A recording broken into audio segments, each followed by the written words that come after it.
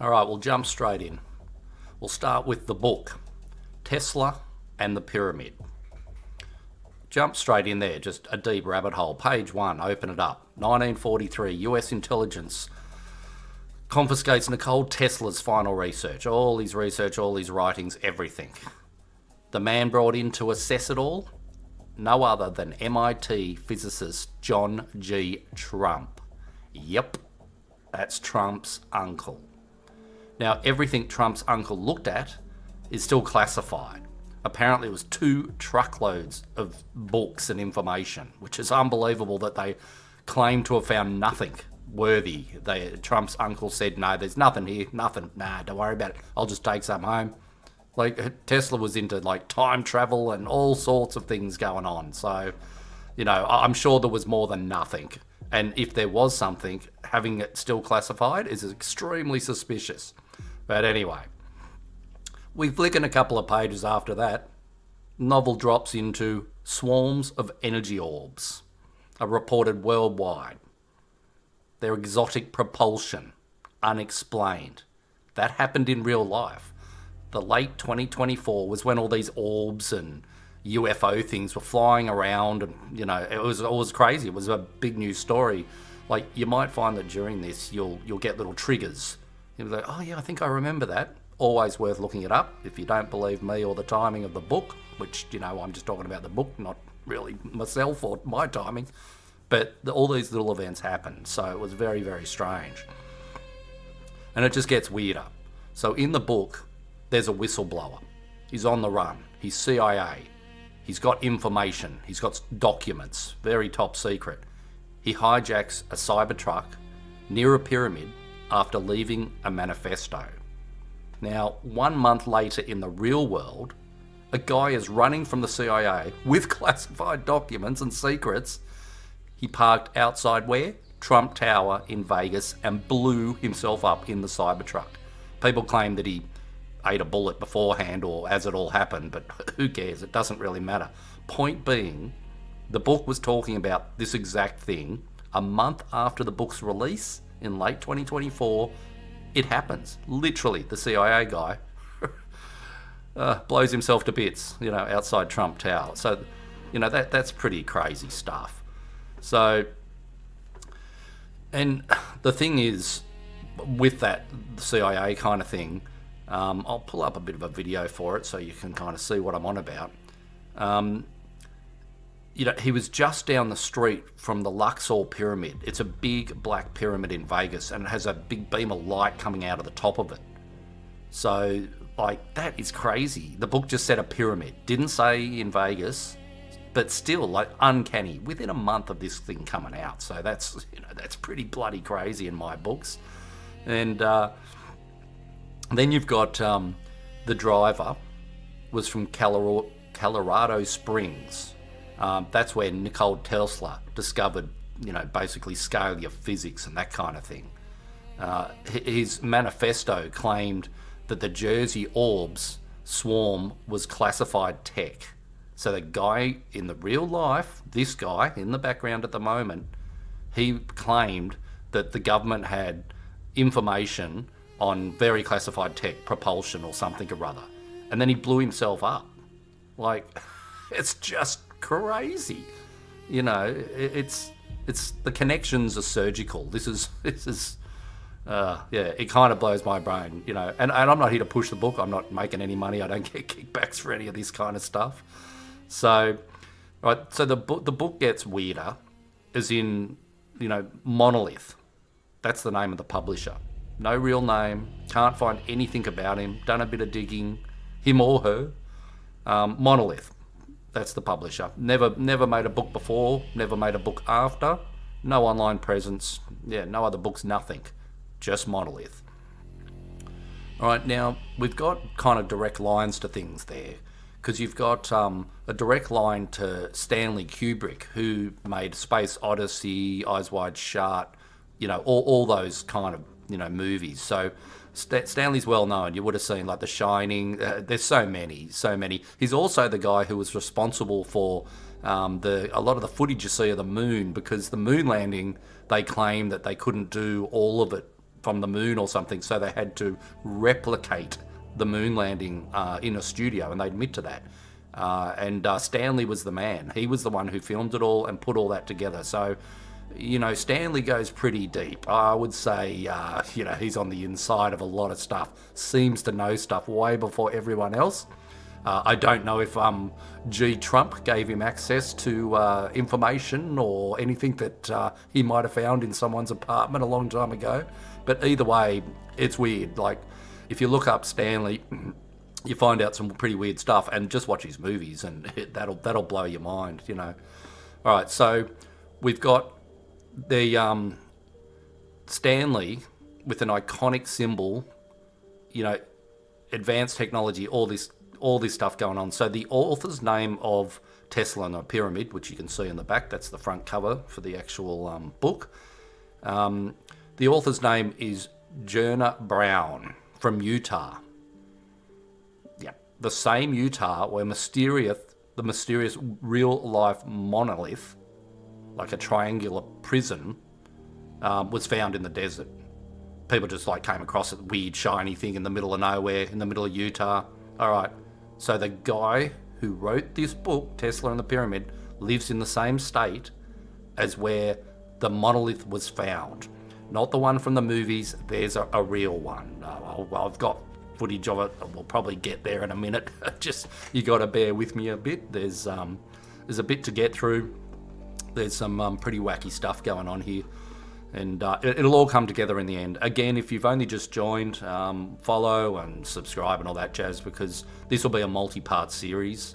I won't be able to get through this in an hour. I don't have much more than an hour today to cover a lot of this. So we got all these different links. You can see that's the before I was talking about the actual pyramid in Vegas and how the guy in the Tesla truck blew himself up just down the road from that. So he blew himself up at Trump Tower, which is literally just a couple of blocks away from that. And the book stated this was going to happen next to a pyramid, all that kind of jazz. Now, this is from Stanley Kubrick's A Space Odyssey. That's the monolith in the movie, if you remember what it was like. The apes have found old technology. So they found, advanced technology, because humans were reset and we're back to basically the apes. Now, that is the Utah monolith. So that thing there is a real-life monolith which was just found in the middle of a desert in Utah. And it doesn't make sense, but the connection is that this book was the publisher, who no one knows anything about, his name, or the company name, is Monolith.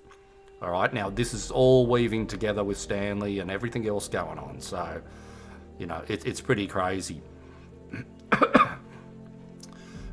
In the book, they go on a lot about manipulation of prismatic geometry and resonance. That basically we can alter higher dimensions through waveform. Now, if you know much about Nikola Tesla, he's on about that kind of stuff all day long. He's on about numbers and frequency and blah, blah, blah, blah, blah. And he believed that, time travel was a possibility. He could, most of his inventions that we never knew because they were shut down, they were, brought out, or he was, fell off the planet before anything could be released. But he, in his lifetime, he did some incredible stuff. So if you don't know who Nikola Tesla is properly, well worth researching him. I'm not going too far into him here. Maybe at the end I'll throw in a video of him, just so you can get an idea of how special Nikola Tesla was.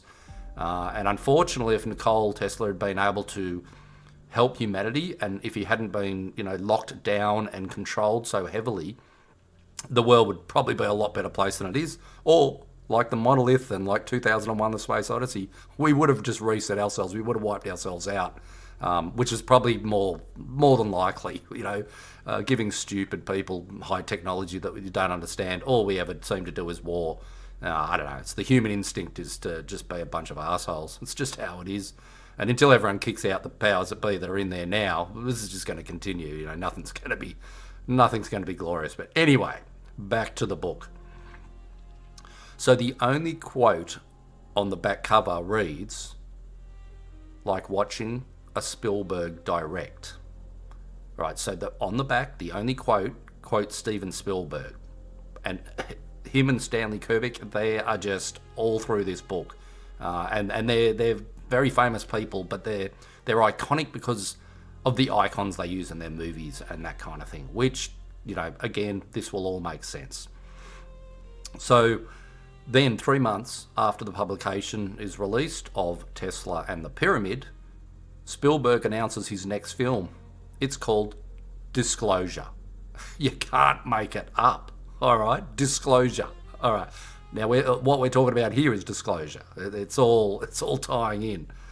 And he started filming in New Jersey. That's where the orb swarm started. Like, that's where it all began, which was also in the book. So, I don't know if that makes 100% sense. I'm just connecting all the little bits of this rabbit hole as we jump down it, because there's a lot of them. It might be a bit hard to kind of put them all together. Reading a book and then trying to translate that book into a live is not the easiest thing at the best of days, for myself especially. Now get this, the Utah monolith was reported or found in November the 18th in 2020. The New Jersey orb swarms were reported November 18th, 2024. 4 years later, both happened on November the 18th. Now, I don't know the significance of November 18th, but just those little things just freaks me out a little bit. It's just, there's so many dates that are just, doing the same thing. And as you can see, this just isn't a rabbit hole. This is a mine shaft we're going down, and we've only just got into it. So again, if you don't know what I'm talking about, you've just jumped on the live or you're seeing a clip online or whatever, I'm going to have to break this up into little parts. So if it's something that sounds interesting to you, you might want to go and check out my channel, look for this series, if you've missed the beginning or the end or whatever. So, that's how it is. So, back to it. So the science in this book is quantum leap. The author's surname is Brown. Now, I don't know if this is a coincidence or not, but anyone familiar with Townsend Brown, the Caltech physicist who vanished into black projects working on anti-gravity, which was right up Tesla's alley? The novel, the scientist's name in the novel is from Caltech, and he has the same device. That's what he's doing. So you got real life, Townsend Brown, a physicist, very, very clever guy. He's working on anti-gravity stuff, goes dark. No one knows where he is, what he's doing. In the novel, the scientist is also from the same area, same thing, The book claims that we had this technology before, like anti-gravity, kind of time travel-y stuff, and that we've been reset. It talks about governments hiding catastrophic warnings. I don't know how you say, but there's a really, really old Gobeltech tipi. I'd say, I just can't remember the name of it. Anyway, it's more than, they kind of date it 12,000 years ago, blah, blah, blah, blah, blah. But it's basically, there's a lot of structures and things that, archaeologists have found. And funnily enough, I was only reading recently that the WEF stopped the Globitar tipi. I just don't know if I'm saying it right. But it's one of the oldest structures that we've found and that archaeologists have started digging up, and they just stopped digging it up. They got to a certain level of unearthing everything, and they just went, nah, no more. WEF even came in and said, nah, we're not doing that. Boys, stop digging. And that one's just been left alone. So probably the most important archaeological dig in the world has now stopped. And it's not because of a lack of funding. Like, how much does it cost to have a paintbrush and move dirt away and dig some holes and dig stones up? So to me, something was found there. So, so basically, yeah, resets also happen every 12,000 years, apparently. So around 12,000. And from the Tepe archaeological site, they're claiming it's 12,000 years old. So whatever they found could have been from a prior reset. So, that's kind of interesting. Again, I'm jumping around a little bit. We're only just kind of getting started. So the book also describes structures beneath Egypt. with a massive staircase going down 2 kilometres. Right, 4 months after this book's release, real-world scans revealed deep staircases and vaults exactly 2 kilometres below Geyser. Like, what the hell is going on? And what the book basically says is that at the bottom of these stairs, in the cavities down there, that we will find an old technology which will revolutionise everything. So we actually have the possibility, because these stairs were found, now 6 months ago, say, from today. Not much word about them. Yeah, no one's really saying much about them. And I can guarantee you someone's been down there. You don't find stuff like that and just ignore it and go, it's probably nothing down the bottom. Don't worry about it. Just someone built 2 kilometre deep staircase for no reason, apparently. It's like the whole pyramid thing anyway. Like, we're lied to. They're not tombs. It's obvious they're not tombs. They're doing something else, and but whatever. I think most of society likes staying asleep. It's all too scary if you knew the truth. And unfortunately, I don't think anyone really does. It's all departmentalised, all these 3-letter agencies have information that they all just keep their little sections deliberately so you can't piece it together. So this is why you got to do deep dives. And this is speculation. A lot of what I say is just speculation. But today we're talking about a book, which came out in late 2024, Tesla and the Pyramid, which links together so many things. But it blowed my mind to find that just, a day after it was released, weird shit happened. 2 weeks later, weird shit's happening. Everything that was happening, it was like a playbook, all right? I don't know whether this was prophecy or just a playbook. It was like maybe Trump's uncle got involved with writing this book. Maybe he's Monolith, the mysterious producer. I don't know. Who knows? It's all speculation. But the factual parts that we're dealing with is what the book said before these events happened. So none of these events happened before the book. But maybe they did. Maybe there was parts of this book where stuff's happened before this even. All I've researched is stuff after, because stuff before is no good. They might have already known about it themselves or whatever. So we're dealing with the aftermath. And I tell you, this book is spinning my head around. So anyway, we'll get back to it. So we got the deep staircases in Geyser, under the pyramids and all this kind of stuff. Again, nothing. I'm sure there's nothing there. No, sure there isn't. But the novel claims that Tesla physics annihilates space-time distance. That he had some sort of plans that annihilates space-time. Now, look, I'm not a physicist. I'm not Tesla. I don't know what he's talking about, but to me, that means you're moving time, which means you can probably travel up and down it, all around it, right? And that's a claim from Tesla just before he died. Some of his last works, were going along this sort of stuff, but again, we'll never know. And then you got Stanley's 2001: A Space Odyssey, ends with a journey beyond the infinite, transcending space-time. That's kind of weird, But again, because 2001 was made beforehand, not as weird as the stuff that happened after the book was released. That it's just a mirror of what the book says, but still interesting, Because even Hollywood, a lot of movies seem to be preemptive. It's almost like you can create the future. Like, you make a movie, and because as you know, a lot of technology comes out of movies, which is it's basically happens. Star Trek stuff, it's because enough people see that and we manifest stuff. Manifestation's a lot to do with this book, but it's a lot to do with everything else. And again, I've got lots of videos on manifestation. It's an interesting thing, and I use it daily, as everyone should. Everyone should know their own powers, because you don't have to be Nikola Tesla to realise that humans are pretty special. But anyway, getting off topic there. All right, so then, in April 2025, America's science cars stand at the White House podium and announce that the US now has tech that can manipulate space and time.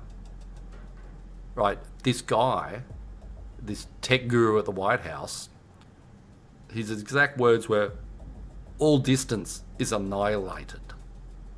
A direct quote from the book. What the hell's going on? They're talking the same language. How many people are going to say annihilated as a way to express destroying time? And what? It's just, yeah, it gets a bit too tricky. All right, so now we're going to get into the ridiculous meta. All right, so we've got Stanley Kubrick's films. They're like a cheat code. All right, we've got the monolith, got the black cube of Saturn. Sorry, I turned off my video. I should put that back on in the background. Sorry about that. So we've got, you can see in the background, we're dealing with Stanley stuff here. So interesting enough that a space odyssey, originally, the monolith that they use where the monkeys are jumping around it, originally that, before the film was, edited and finished, it wasn't just a slab of rock, it was actually a crystal pyramid. So Space Odyssey 2001 originally wasn't the slab with the monkeys dancing around it, it was a crystal pyramid. So very interesting, because it kind of lines into it all. It's all kind of all a part of what we're dealing with. And you just can't make this stuff up. It's crazy. So you can kind of see, I don't know if you can see, my head's in the way of it a bit. No. All right, but anyway, so 2001, the original set, it's kind of, unfortunately, I'm breaking it up. I'm kind of in the way a little bit. But anyway, we're just moving on. We're moving on. So here you see posters. I'm just going to talk about pictures in the background for a minute, and then we'll get back to the book. So everything's kind of encoded, Hollywood and that kind of thing. You can see that you've got Pink Floyd's album, Pyramid, light, refraction, all that kind of stuff. Very powerful. We'll go into a bit of that later on, but the black cube of Saturn and all this kind of stuff, it all makes sense. And as above, so below. All this stuff will kind of make sense, if you roughly know what I'm talking about. So you got another Stanley movie next to that, Clockwork Orange, classic movie, pretty weird. But even the cover, look at the cover. It's a pyramid with the all-seeing eye. Exactly the same. You look at the Tesla and the pyramid cover, look at Pink Floyd. You can see it's a mirror image with the rays just going a different way. All got the seeing eye, that kind of thing. And the last one, which on the big screen I can't quite see because, again, my little screen above my head is in the way, but you've got the typical, it's everywhere. The pyramid and the all-seeing eye, you're supposed to know that symbol for a reason. It's on every dollar, US dollar bill. So, it's that kind of thing. So, a lot of symbolism, and symbolism obviously is very, very important. It affects our psyche, and the people who know symbolism well and truly know that. They use it all day long. Again, Hollywood, ads, colours, logos, it's all a thing, It's nothing's a coincidence, I'll put it that way. And even the covers of books and music and that kind of thing, none of that's a coincidence. So it is what it is, and that kind of thing. So so we'll move on. We've got covers. All right, so Nikola Tesla, he was funny with numbers. He was an absolute numbers freak. His 369 is a massive thing. Again, did a video about that. But everything in his life evolved around threes and sixes and nines, and a lot to do with threes. And you got the Masonics with their threes. If you know anything about numerology, 3 is pretty powerful stuff. And there's always a reason it'll be there. So even Nikola Tesla lived in a hotel, and 3327. 27's 9, 336. So if you can see the numbers here, I'm not a big numbers guy myself, but his room number is like, it's just in your face if you know anything about numbers and Tesla and that kind of thing. So you've got your 2 3s, 2 3s is 6, you've got 2 after the 2 3s, 2 3s 6, and then you got 2 and 7, 9. 3 3 6 9. That's his numbers. And he was manic. He used to go, like, before he went into like the tower he lived in, the apartment building, he walked around the block 3 times. Flicked the light switch 6 times. That kind of guy. He's pretty special, if you know what I mean. But a genius all the same. A lot smarter than I am. I'm not picking on him, just saying. All right.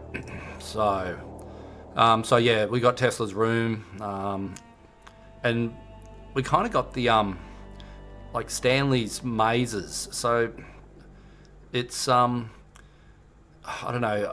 This one's a little bit hard to explain. So we basically got the hedge maze in The Shining, which is a Stanley movie, The Shining, old sort of 70s kind of stuff. It didn't. I don't know how to put this one, but basically, there's a maze and there's a core plot with Tesla and the pyramid, and The Shining, like, it doesn't exist in the book, but it mentions the mazes and it uses them from films. So I don't know how to take that one, and maybe if you understand what I'm trying to point out here, and if you yeah, because I'm a bit baffled by that one. I know it's a point of the book, but I'm just not sure exactly what that's got to do with it. So again, if you add to the comments, like, I don't know what I'm talking about. I'm giving you a breakdown of a book, a bit of a summary really, because the book's pretty thick, and I'm not going to do every page. I think the middle of the book's a little bit wishy-washy anyway. It gets, I don't know, not as good. The beginning, end strong. The beginning amazing, end strong. Good book for that. Middle a bit, yeah, how's your father? But anyway, doesn't matter. So the book mentions the Labyrinth of Egypt, which is, yeah, The Shining has the maze, which is kind of weird. It's like a hotel and a maze and this kind of thing. So this book, Tesla and the Pyramid, seems to reference a lot of stuff Steven Spielberg and Stanley, who made all, the biggest movies in the world, basically. So the book mentions the Labyrinth of Egypt. In June 2025, satellite scans find it in the exact place the book said. All right, so it was in a film. The book mentions this thing that, it was in a film, and the mazes are a core plot of Tesla and the pyramid. It's always going on about mazes, especially the middle of the book. So it's something to do with it. And then it states that there'll be like basically a maze found underground, which was very significant. And then 6 months after the book's released, satellites find it. They scan it and they found these mazes, which is just, it's bending my brain a little bit too much. So I'll just kind of continue on with a bit of video, I suppose. And so within all that, in the maze, they find a tic-tac, like a tic-tac body, like a shape in the middle of the maze that's like a tic-tac. Now, I don't know the significance of that. I know there's been weird tic-tac UFO things, when the orbs were around.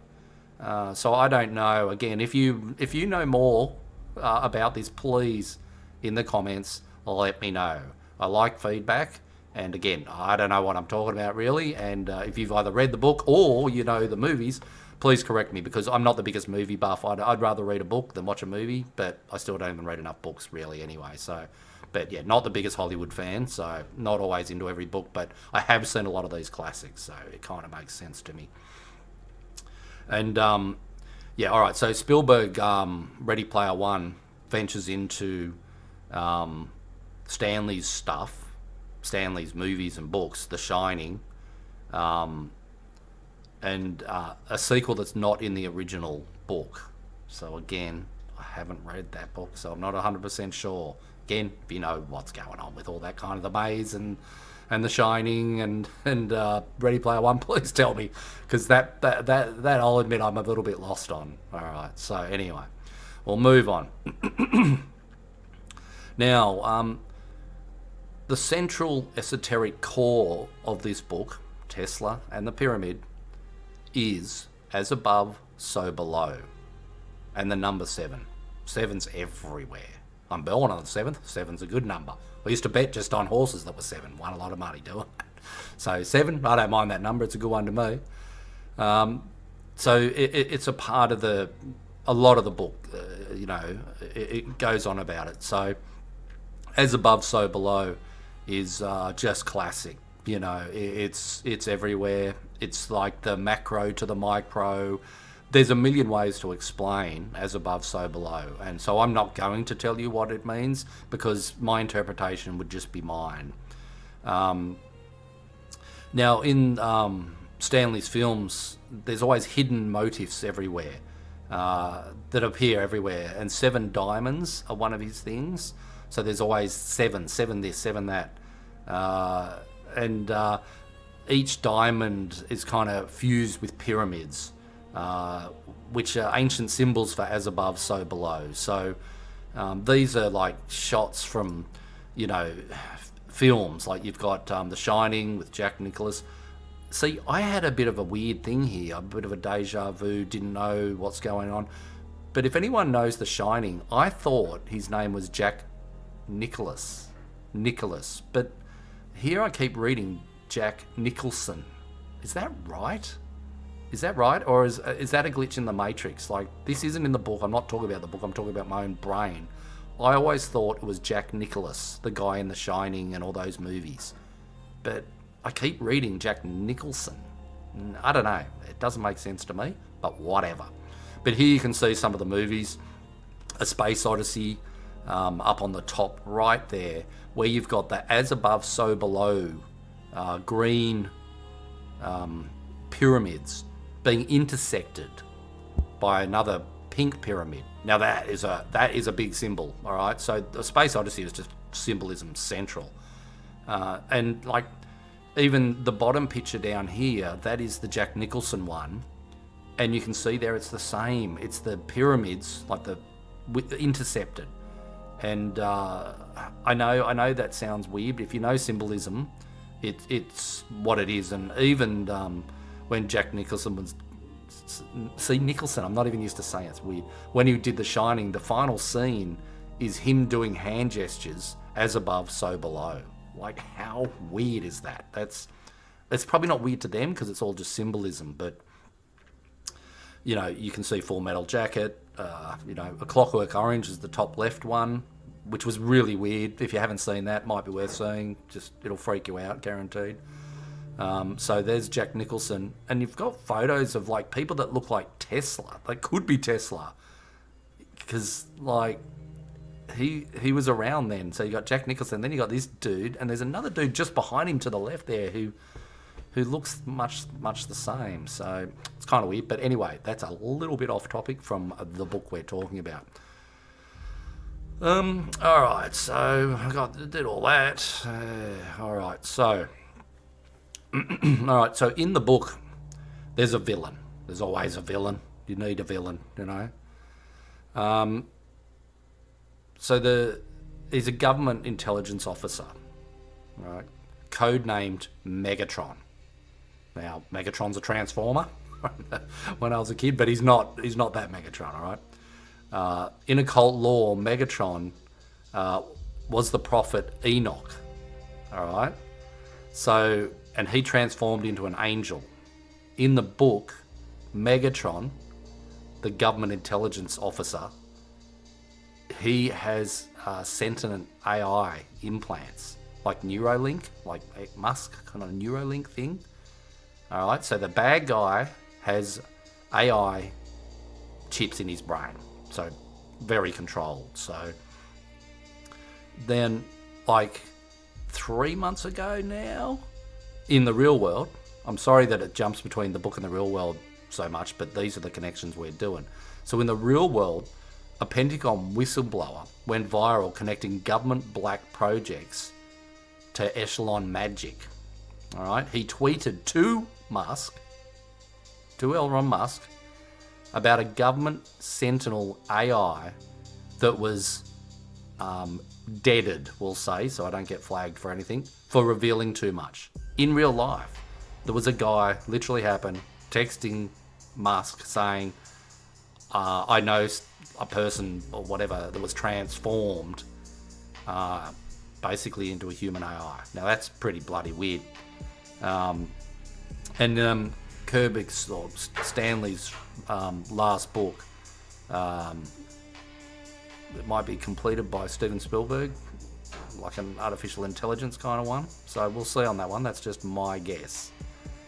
Alright, so I'm just going to take a break and get a drink and stuff, so bear with me a moment.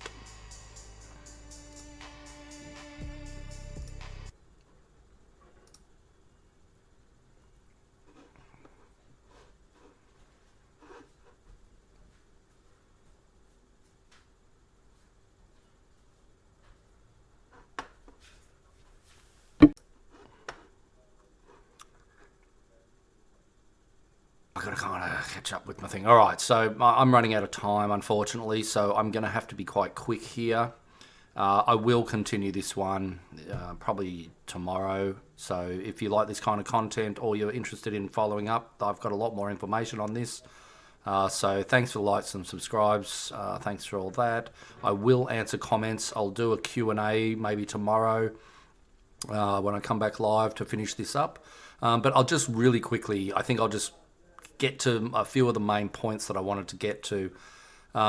So we did all the AI stuff and whatever, and then probably what could be the most terrifying part of this book is that the book goes into describing a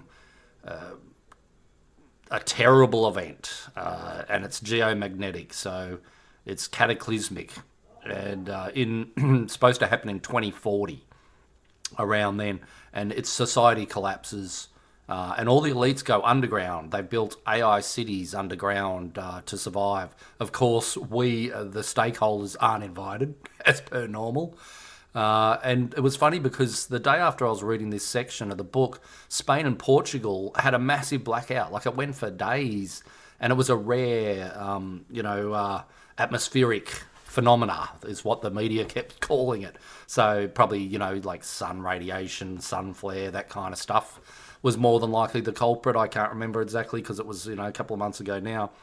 But just in the book, just like the book, it was describing that kind of event, but on a massive scale, like where it breaks all our gear, radio, GPS, everything, and we'd never, we got to rebuild.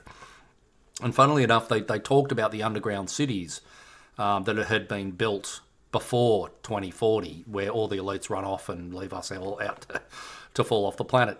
And it was funny because I was reading a post that was, or an article that was in the New York Post, as in, the journalists and all that who work for them. And they exposed a $21 trillion underground city project by the US government. And like, that was wacky. Like, they literally had laundered off $21 trillion and there are claims that they did it. They made big underground cities. Like, you'd get a fair bit of value for $21 trillion. And funnily enough, there was a guy, I'm not going to go into this too much, or maybe I'll do a bit more tomorrow, but there was a guy who who's like an accountant, but a big guy. I can't remember what they call the big accountants anyway. A money's guy, and he was researching government budgets, and he literally came up with a $21 trillion hole in budgets from back in Bush's days, from like 1988 to like 2005 or something like that. I think it was around 2005. So like roughly a 20-year period, 21 trillion had been siphoned off in the real world off government budgets and that kind of thing. Interesting that the book mentions 21 trillion, and then someone actually did the research and found that there is a $21 trillion black hole. Now, all this stuff's a little bit freaky to me. I feel like the disclosure is like, sometimes films and books are put in front of our face to tell us what's going to happen, to tell us what, basically the elites have planned for us. Or it creates manifestation where if we all read a book or we all watch a movie, because we saw it and we've got into it or whatever, if enough people think about something, maybe it just does manifest. Maybe a lot of these things that have happened from this book is because of the book. Enough people read it, enough collective consciousness got together, and things started happening. Now, a lot of things I mentioned are historic. They were before this book was written, but a hell of a lot has happened since the book has been written, and it's literally like it told us exactly what was going to happen. Like, I don't know which one was probably the most mind-blowing for me. I think there's a lot of them. I think the Vegas Cybertruck blowing up CIA guy is pretty freaky. So yeah, I'll do a Q&A tomorrow. So again, thanks for the comments, likes and follows and stuff when I've been doing this short live. I wish I had more time, but I don't. So we will be back tomorrow. So, follow the channel, whatever you got to do to try to find it. If you do the notification bell, obviously then when I go live, you'll get the notifications. I do enjoy getting on doing lives. I will do a lot more of them. Me and Mindy, my wife, plan on doing a lot more lives. I think we're going to do one next weekend on sort of spiritual warfare, that kind of thing. She has a few topics that she's very into, and you'll meet Mindy in time. But this was Matt B. I pretty much got to get out of here. So again, thanks for watching, and we'll be back to finish this topic because, as you can see in the background, I've got more stuff coming up that I've been compiling, and the author of this book, Tesla and the Pyramid, has a really interesting or almost suspicious Twitter account, which I've just been going through in the background. So I think I want to talk about that, and I want to talk about some other stuff because I'm just finding more as we go. Like, we've got crop circles in Brazil that just happened. What's that? Like 7 days ago. And they're the exact symbols that are in the book. Like, this is insane. They're literally, and it's the pyramid, the eye, but it's a lot of Tesla's work. And yeah, all right. I don't have time to get into this. And that was posted only 4 or 5 days ago. That's amazing. Anyway, I'll have to come back. I literally have to run out the door. Again, thanks for watching. Thanks, guys. Take care. Be good. And yeah, hit that bell or whatever so you can find me to finish this one. And again, we'll do some more on the weekend. Oh, man, I want to be able to stay here and keep going. There's too much good info. I can't. I got to do things. All right, guys. Check you later.